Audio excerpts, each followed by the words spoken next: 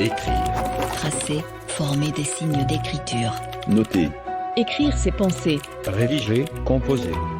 La Fondation La Poste présente Écrire au futur, une série originale d'Alexandre Hérault et Claire Almérac, réalisée par Écran Sonore à l'occasion du 25e anniversaire de la Fondation La Poste. 3e épisode, Penser les arts littéraires. J'écris. Tu écris. Il écrit. Elle écrit. Nous écrivons. Vous écrivez. Ils écrivent. Elles écrivent. Les possibilités d'écriture sont aujourd'hui infinies. Depuis une vingtaine d'années, la création littéraire s'enrichit d'œuvres hybrides et souvent expérimentales qui recourent à de multiples pratiques transdisciplinaires. Les espaces de liberté se sont multipliés et les acteurs de ces nouveaux jeux d'écriture aussi. Poésie sonore, mail art, œuvres vidéo et numériques, lecture musicale, installation, performances participatives. Ainsi sont nés les arts littéraires qui croisent les champs, transgressent les frontières artistiques et s'actualisent en permanence. Cet épisode a été enregistré lors du premier colloque international Penser les arts littéraires organisé par le Centre de recherche sur les médiations à Metz, à l'Université Lorraine.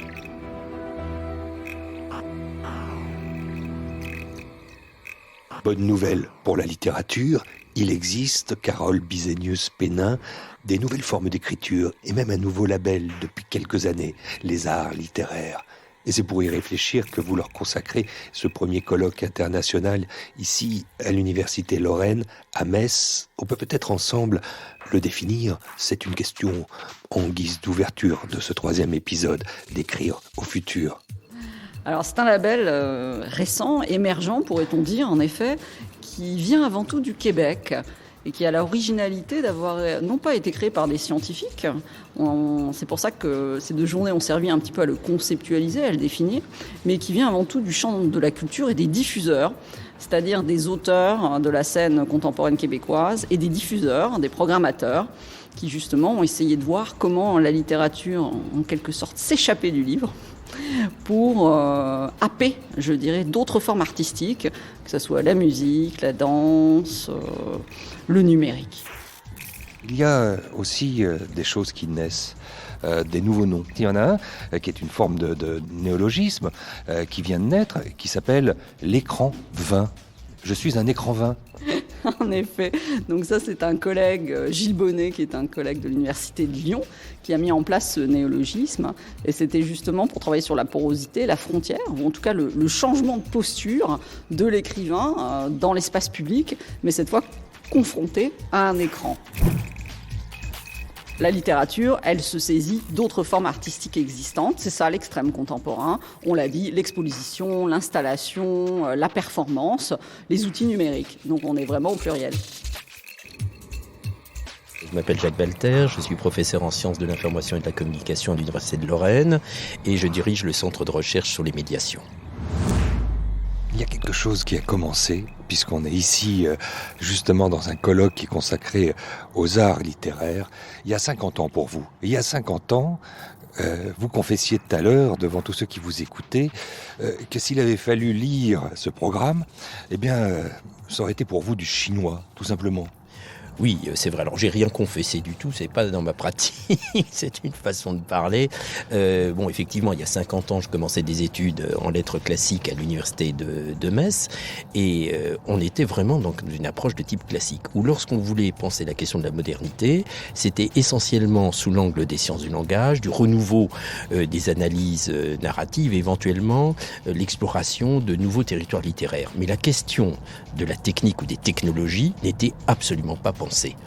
Donc ça, c'est quelque chose qui a émergé beaucoup plus tard, ce qui fait qu'on n'était peut-être pas tellement bien préparé aux questionnements qui ont ensuite jailli avec l'émergence finalement d'Internet et d'autres technologies. Le discours de la peur, et notamment d'un Big Brother, d'une mainmise par les industries culturelles, de tout ce qui concernerait la culture, est devenu une sorte de discours commun. Le rejeter serait vraisemblablement une erreur. En prendre la mesure est une nécessité. Le monde numérique ou la technologie numérique n'a pas tué le roman. Je ne le crois pas, hein, à la fois au sens canonique du terme, y compris en passant par l'impression sur papier, mais aussi par des formes renouvelées qui passent par un autre canal. Donc c'est plus subtil que certaines analyses grossières qui jouent à nous faire peur. Il y a précisément une diversité incroyable de l'offre. Et ce qui compte, c'est de voir comment se construisent des communautés, par exemple de lecteurs, si on parle d'art littéraire, qui vont trouver un intérêt à tel ou tel dispositif technique mis en place. Ça peut être le blog d'un écrivain, ça peut être ce qu'on vient d'entendre ce matin sur un jeu à partir de Facebook, ça peut être la reprise d'un texte canonique qui est transformé. Donc chacun va trouver, comme dans l'univers littéraire classique, ses points d'ancrage. Donc ce qui est intéressant, c'est d'observer comment des pratiques se mettent en place, que certaines peuvent devenir dominantes, mais que d'autres sont des indicatrices de modifications en profondeur pour l'avenir. Sébastien Janvaux, professeur à l'Université de Lorraine et au Centre de recherche sur les médiations, game designer. Vous êtes tombé dedans quand ? Je suis tombé dedans quand j'avais 6 ans. Et aujourd'hui, à la fois je n'en suis pas sorti, mais parfois je m'en extrais pour penser ce qu'est le jeu vidéo. Ma spécialité, ce sont les jeux vidéo et notamment les jeux vidéo alternatifs et qui explorent des thématiques sensibles. Et en parlant d'art littéraire, là, j'ai eu l'impression quand même qu'il y a une sorte de forme artistique qui a émergé, dont on a aussi un peu convenu, qui était en fait la réappropriation de la littérature, mais par sa matérialité. C'est-à-dire essayer de redonner leur matérialité quelque part aux mots et de se jouer des mots, mais de façon à la fois interactive, physique, voire lorsqu'on est sur support numérique, d'essayer de faire émerger un nouveau sens, mais en les manipulant. Vous sortiez il y a 3 ans, Life is my Earth, un jeu vidéo plébiscité par la critique, qui a été peut-être un peu moins bien accueilli par un public, parce que les usages ne sont pas encore peut-être là, ils n'ont peut-être pas encore changé. Expliquez-nous comment est née cette idée. Alors en fait, Lie in My Heart, c'est un jeu qui partait d'une constatation qui était de se dire, mais finalement, comment on peut aborder des thématiques matures, sensibles, issues de la vie courante, issues de la vie quotidienne par le jeu. Et aussi en explorant les possibilités que nous offre le jeu, c'est-à-dire de faire des choix, d'être confronté à des dilemmes et de faire des explorations de difficultés éthiques ou morales ou de problèmes de vie. Donc moi, j'ai développé un concept qui est le concept de jeu expressif où on propose aux joueurs de se mettre à la place d'autrui pour explorer ces problématiques de vie. Et donc, j'ai décidé avec Lie in My Heart de faire un jeu autobiographique qui forcément pose une question, comment on fait témoignage par le jeu, c'est-à-dire comment on fait passer des événements établis tout en permettant aux joueurs de s'exprimer en retour. Et mon jeu parle d'un drame qui m'a touché il y a quelques années, le décès de la mère de mon fils qui avait décidé de mettre fin à ses jours. Elle souffrait notamment de troubles bipolaires, mais ce n'était pas la seule cause de son geste. Et j'ai décidé d'essayer d'explorer par le jeu ce genre de problématique très sensible qui est très, très peu abordée par cette industrie finalement, ce genre de difficulté, tout en permettant aussi aux joueurs de s'exprimer sur cette problématique, d'adopter mon point de vue, mais aussi d'avoir une sorte de part de réappropriation pour lui permettre de s'interroger tout en étant peut-être aussi ému par ce qu'il allait découvrir.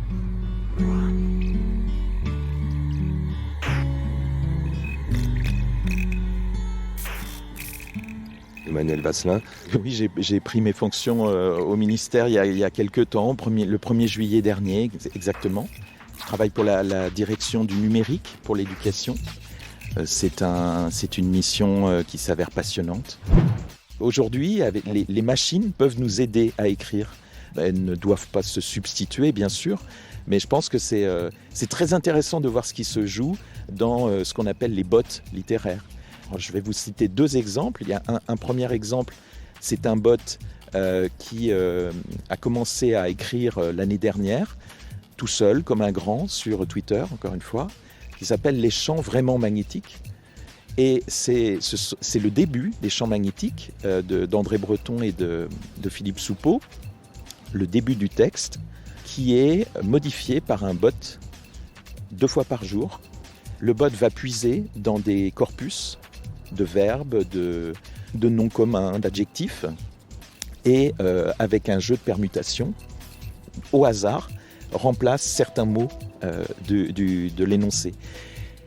C'est très intéressant. Pourquoi ? Je trouve parce que ce n'est pas de l'écriture automatique, comme l'entendaient les surréalistes, c'est de l'écriture automatisée.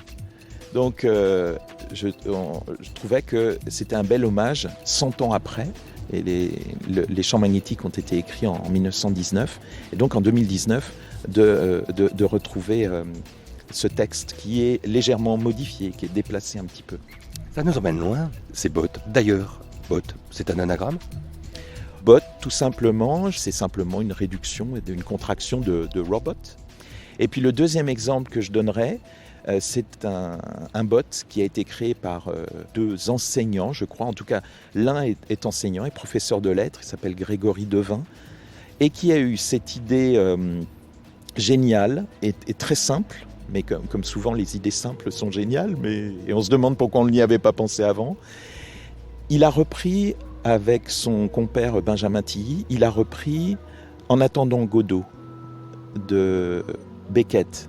Et en fait, le bot, ce sont deux bots qui viennent piocher dans le corpus des tweets qui sont produits par l'autre bot. Donc, alors c'est assez difficile à imaginer, mais je vous invite à aller sur ce bot, Vladimir Bot, ça s'appelle. Et donc, un bot pose une question au deuxième bot. Le deuxième bot répond à la question, avec tout un jeu de syntaxe et de réponses, questions, de miroirs, etc. Et on tombe dans l'absurdité complète, l'absurde de Beckett, mais c'est une sorte d'absurdité mécanique, robotique, si l'on veut, et c'est prodigieux, je trouve. Encore une fois, c'est troublant comment de grands auteurs, tels que Pérec, on pourrait convoquer Queneau aussi, sont assez proches de ces nouvelles écritures d'aujourd'hui, qui sont faites avec les machines. Je suis tombé sur la notion de contrainte, tout simplement. Georges Perec, ORTF, 1969. J'ai décidé de me priver de la lettre la plus importante en français, qui est la lettre E. Je pense qu'il y a vraiment un rapport vraiment étroit entre cette littérature à contrainte, énumérative et participative, collaborative et Twitter.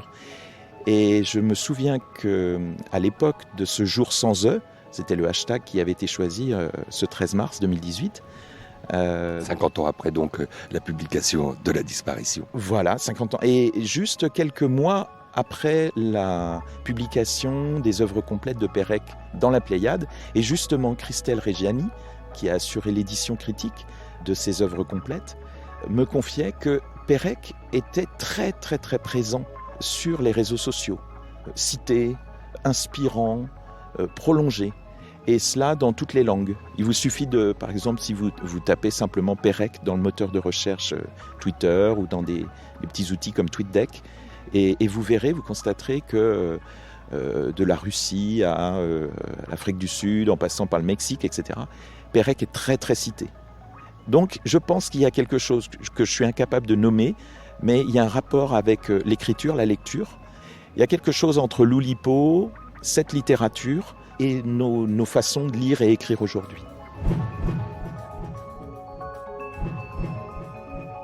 Jean-Paul Formentreau, j'ai une formation de sociologue, socio-anthropologue. Je me suis toujours intéressé à l'art et aux relations entre les arts et les médias. Je suis professeur des universités à Aix-Marseille, après être passé par l'université de Lille et le HESS à Paris. Et avoir écrit, c'était un ouvrage de référence, l'un des premiers en la matière, un ouvrage autour de la technologie et de ses relations avec les arts. Oui, effectivement, qui s'intitulait Art et Internet, les nouvelles figures de la création au départ, qui était publié au CNRS Éditions et qui a été suivi par l'œuvre virale, également aux éditions La Lettre Volée à Bruxelles ensuite. Et là, j'en prépare un nouveau qui s'appellera Antidata, la désobéissance numérique, et qui paraîtra cet automne aux Presses du Réel à Dijon. On commence avec une phrase qui est apparue beaucoup. En tout cas, dans son auteur est souvent convoquée. C'est évidemment une phrase de George Orwell. C'est une belle chose, la destruction des mots. 1984, George Orwell, chapitre 5, première partie. Alors effectivement, c'est un bon point d'entrée, un incipit dans ma réflexion sur les relations entre art et langage. Et c'est ce que j'ai voulu présenter ici, dans ce colloque, en m'intéressant à des artistes qui empruntent leur logique à celle déviante des hackers et qui s'intéressent à cette zone enfouie, cachée du langage, qui est celle du code ou de la programmation. Et en ouvrant les boîtes noires de l'ordinateur, qu'on considère de plus en plus comme toujours plus verrouillées, Friedrich Kittler, l'archéologue des médias, disait qu'on fonctionnait désormais, en tout cas les ordinateurs, en mode protégé. Les usagers n'étant que des personnes qui appliquent les fonctionnalités premières des outils numériques, les artistes ont à cœur d'aller voir ce qui se cache derrière ces usages prescrits et formatés par les machines. Jean-Paul Fourmentreau, est-ce que le code source peut être qualifié d'acte d'écriture ? Tout à fait, au sens d'Austin et de Frankel aussi, précisément en ce qu'il fait des choses et qu'il opère. Un autre artiste comme Christophe Bruno, par exemple, l'acte d'écriture du code se traduit aussi à travers les applications qu'on utilise, celles des réseaux sociaux, celles du Web 2, et notamment à travers l'usage du moteur Google, puisque Google a, d'une certaine manière, et comme le dit cet artiste, instillé un capitalisme sémantique dans lequel les mots, le langage, acquièrent une valeur, et les mots sont hiérarchisés désormais en fonction de cette valeur marchande, ce qui peut induire un certain appauvrissement aussi du langage. Alors comme nous étions ici dans un colloque qui mêlait art et littérature, autour des arts littéraires, je me suis intéressé aussi à des pratiques comme celle de Christophe Bruno qui revisite le palimpseste, qui revisite l'histoire de la littérature à travers Raymond Roussel, Joyce, Mallarmé, etc. pour, d'une certaine façon, aussi déjouer ou contrecarrer l'appauvrissement du langage qu'instaure Google, peut-être. Je suis Carole Bisonius-Penin, maître de conférences en littérature contemporaine au sein du CREM, qui est donc le centre de recherche sur les médiations à l'Université de Lorraine. Dans ce cadre, je dirige le programme Créalite, donc, qui est consacré à une résidence d'art littéraire croisée entre la France et le Québec, et qui porte notamment sur la question de la création littéraire et des médiations culturelles. Et beaucoup d'auteurs ont été évoqués. En l'occurrence, on n'a pas échappé plusieurs fois à l'ombre de George Orwell et de son 1984 avec cette phrase « C'est une belle chose, la destruction des mots ». Ça, c'est dans le chapitre 5, la première partie de 1984. Alors, l'idée qu'on peut peut-être retrouver et qui est aussi amenée par un chercheur québécois qui est René Audet, c'est l'idée d'une poétique de la diffraction. On l'a utilisé aussi beaucoup de fois dans le cadre du colloque sur l'idée d'atomiser la littérature en quelque sorte. Et là, ça renvoie directement à une dimension un petit peu picturale ou en tout cas plastique. Le fait que les mots, finalement, c'est un matériel également. Et il est vrai qu'en littérature, on a un vrai problème parce que un danseur, on le voit travailler. Un sculpteur, il touche une matière. Mais finalement, l'écrivain, le poète, c'est pas très visuel. Son travail est relativement invisible. Donc, il y a aussi ce souci à un moment donné de récupérer le matériel littéraire, alors évidemment pour le tordre, le distordre et en faire quelque chose de nouveau. Mais qui passe aussi par un geste dont on assimile souvent à celui du hacker. Il y a de la piraterie dans l'air avec les arts littéraires, avec ces nouvelles formes et ces nouvelles formes d'écriture. Oui, il y a toujours cette idée un petit peu du jeu et d'une réflexion sociétale sous-jacente, c'est-à-dire comment on remet en cause les modèles, mais là ça renvoie très clairement aussi à la question de l'artiste et de l'écrivain au sein de la société, de légitimité ou de volonté de contester ce qu'on peut vivre en ce moment. Donc il y a toujours eu aussi cette dimension présente. On écrit plus aujourd'hui, de nos jours, qu'on écrivait d'antan ? Semble-t-il. Ne serait-ce que avec l'utilisation des réseaux sociaux ou autres. Moi, je sais que j'ai un cours de création littéraire à l'université et qui est plein tous les ans. Et on a beaucoup d'étudiants qui ont une pratique personnelle, quotidienne, diariste, poésie, théâtre. Oui, il y a un vrai goût pour l'écriture. Et justement, moi, ce qui m'intéresse, c'est voir comment la contrainte, d'un point de vue artistique, d'un point de vue littéraire, c'est ce que Pérec appelait une pompe à imagination. C'est-à-dire comment, quand je vais être obligé de détourner ou de contourner un problème, je vais arriver à une solution qui est intéressante. Est-ce qu'aujourd'hui, l'outil, les algorithmes, la machine, pour aller vite, les codes, permettent justement de les déjouer, ces contraintes ? Bien sûr. Et les hackers ne font que ça, d'ailleurs. C'est en permanence un jeu avec les codes et la machine. Comme aux échecs, d'ailleurs. On a vu qu'au final, dernièrement, on pensait que la machine avait gagné, mais ce n'était pas aussi vrai que cela. Entre le crayon et le pixel, il n'y a pas forcément de position irréconciliable ? Non. On l'a vu, c'est une question plutôt de frontières, de porosité et d'acceptation des pratiques. Et l'idée phare, c'est celle d'hybridation. Et là, j'aurais un rêve, ça serait par exemple de se dire qu'après la réflexion qu'on a menée sur les arts littéraires, on puisse reconnaître, par exemple, dans les régions françaises, au niveau des services culturels, le fait qu'on puisse créer tout simplement des résidences qui seraient fléchées art littéraire ou des bourses qui pourraient être fléchées art littéraire pour permettre ce travail d'hybridation entre les artistes. Et qui est un espace, on parlait beaucoup des espaces, des lieux aussi, pour que les pratiques existent. Et je pense que ça serait un objectif tout à fait intéressant, qui nous permettrait de travailler aussi avec la dimension politique, des politiques culturelles, en se disant, tiens, comment on pourrait aussi faire avancer les choses et faciliter l'environnement littéraire et artistique. C'était Penser les arts littéraires, 3e épisode de la série Écrire au futur d'Alexandre Hérault et Claire Almerac, réalisée par Écran Sonore et produite par la Fondation La Poste à l'occasion de son 25e anniversaire. Merci au Centre de recherche sur les médiations, le CREM, à l'Université Lorraine, à Metz, et tout particulièrement à Carole Bizenius-Pénin, responsable scientifique de Créalt, Création croisée art littéraire.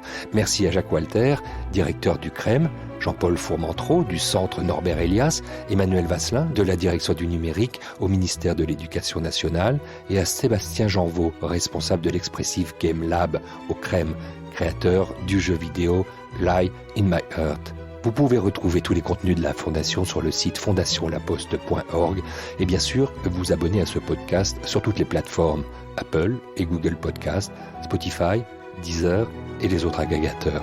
Tendez l'oreille, l'avenir de l'écriture se dessine.